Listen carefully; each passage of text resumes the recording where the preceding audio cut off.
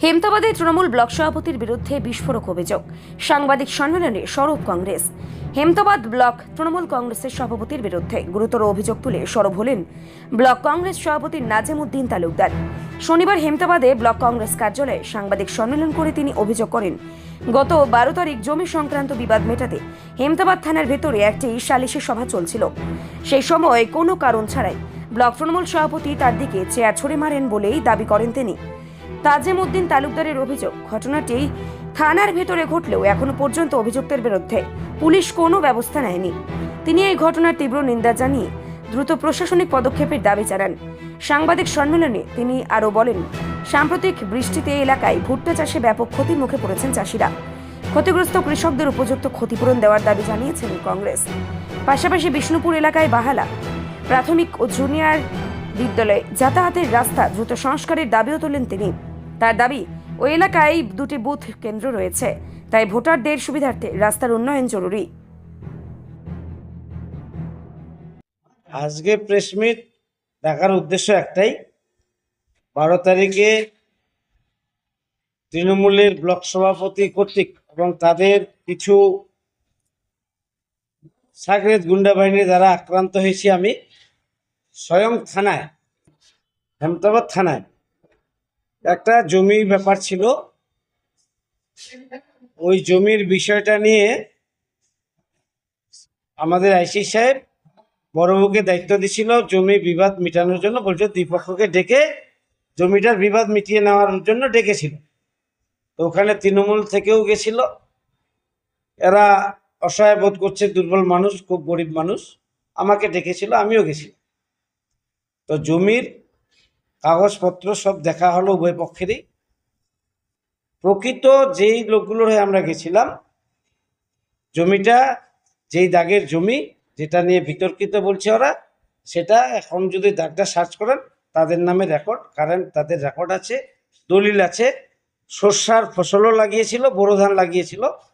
বোরো ধান লাগানোর পর ওরা জোর জুগুর করে ওই ধানটাকে নষ্ট করে দেয়। তো এই নিয়ে যাই হোক থানায় সালিশি সভায় কথাবার্তা চলছিল। তো আমাকে হেমতাবাদ ব্লক তৃণমূল কংগ্রেসের সভাপতি অশ্লীল ভাষায় কথা বলে। আমি বললাম যে একটা সমাজে বসছি, পুলিশ অফিসাররা আছে, গণ্যমান্য ব্যক্তিরা আছে, অশ্লীল ভাষা এখানে প্রয়োগ করার কি ব্যাপার আছে? এখানে কি ব্যাপার হলো যে এরকম অশ্লীল ভাষা এখানে প্রয়োগ করা হচ্ছে? তখনই হঠাৎ উত্তেজিত হয়ে আমাকে চেয়ার ছুঁড়ে মারছে পুলিশ, একদম আমাদের হেমতাবাদ থানার যে বড়বাবু তার সামনে। ওখানে সেবিকরা কোনো রকম আমাকে রক্ষা করে এবং বড়বাবু থানার উনিও রক্ষা করে আমাকে সেফ জায়গায় ওদের ঘরে নিয়ে যায়। তারপরে ওরা চলে যায়। তো আজকে এই আক্রান্ত হওয়ার পর আমরা হেমতাবাদ থানায় আইসিকে বলি আমার নেতা জেলা সভাপতি মহিত সেনগুপ্ত আসেন। উনি আসার পর আইসির সঙ্গে কথা বলেন। আইসি টোটাল ঘটনাটাকে অস্বীকার করার চেষ্টা করে এবং মানে উল্টা আমাদেরকেই দোষারোপ করার চেষ্টা করছিল। তো আমাদের জেলা সভাপতি তখনই ডিসিশন নেন যে এই এত বড় একটা অপকাণ্ড যেটা থানার মধ্যে ঘটলো, যেখানে টোটাল এরিয়াটা আপনার সিসি ক্যামেরার অধীনে রয়েছে, সেখানে আমরা বললাম যে আপনি যদি আমাদের কথা বিশ্বাস না করেন, আপনি সিসিটিভিগুলো চেক করুন। এলে কদিন আগে বিজেপির এক কর্মী ঝান্ডা লাগাতে গিয়ে আক্রান্ত হয়ে তারকে কোমর টমর পাঁজর টাজর ভেঙে দেওয়া হয়। প্রতিনিয়ত এখানে বিরোধীদের পর আক্রমণ চলছে। তো আজকে এই তৃণমূল এরা ভাবছে যে কংগ্রেস শক্তিশালী হয়েছে। সাংবাদিক সম্মেলন ডাকতে বাধ্য হলাম, 48 ঘন্টা হলো পুলিশ আমার উপরে আক্রান্ত হলাম, কোনো রকম আমাদের উপরে কোনো কিছু জিনিস জানায়নি এখনো। আমরা পুলিশের উপরে ভরসা করে আছি। আমাদের এলাকার যে সমস্যাগুলো, জ্বলন্ত সমস্যা, কদিন আগে বৃষ্টি এবং ঝড়ো হলো, এই হেমতাবাদ ব্লক না, উত্তর দিনাজপুর টোটাল ব্লক আমাদের ভুট্টা চাষের উপর স্বনির্ভর কৃষকরা। আজকে কৃষকদের ভুট্টা খেতে ভুট্টা একদম মাটিতে শুয়ে গেছে। আমরা এডিএ ম্যাডামকে আবেদন করেছি, মেসেজ করেছি, ফোন করেছি যে ম্যাডাম আমরা কৃষি প্রধান আমাদের এই এলাকা, ভুট্টাটাই হচ্ছে আমাদের একমাত্র কৃষি, মানে আমাদের কৃষকের বাঁচার একটা রাস্তা হচ্ছে ভুট্টা চাষটাই। তো সেই ভুট্টা প্রচুর ক্ষতি হয়ে গেছে।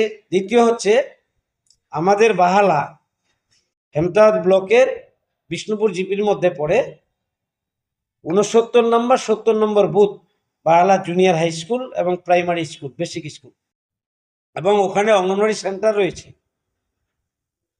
জল নিষ্কাশনের অভাবে, ড্রেনেজ ব্যবস্থার অভাবে আজকে তো দিদি দরাজ করে বলছে পাড়ার সমাধান, অমুক তমুক টাকা লুটিয়ে দিচ্ছে, ভাসিয়ে দিচ্ছে। এই টাকাটা লুট করে খাচ্ছে এই সমাজের চতুর্থ স্তম্ভ সাংবাদিক, যারা মিডিয়া। আপনাদের উপরে আমরা আজকে নির্ভরশীল হতে চাইছি। এই জন্যই আপনাদের কাছে করজোরে আবেদনও করছি যে আপনারা এই খবরগুলো, পুলিশ আজ পর্যন্ত একজন দায়িত্বশীল ব্লক সভাপতির উপরে যেভাবে হামলা হলো, এখন পর্যন্ত কোনো প্রকার আপনার কোনো অ্যাকশন আমরা দেখলাম না।